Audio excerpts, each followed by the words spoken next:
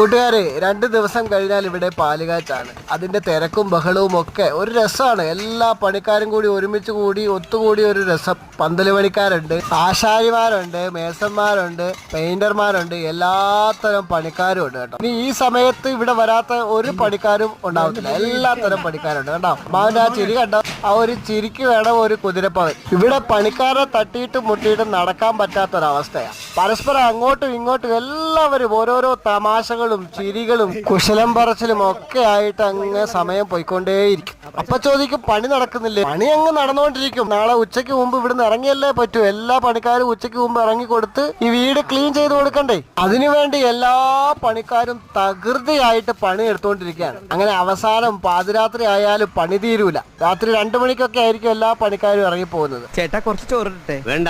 ലേശം മോരൊഴിച്ച് കഴിക്കാനായിട്ട് വേണ്ടെന്ന്. തൈര് ഒഴിച്ചു തന്നോടല്ലേ പറഞ്ഞു വേണ്ടെന്ന്.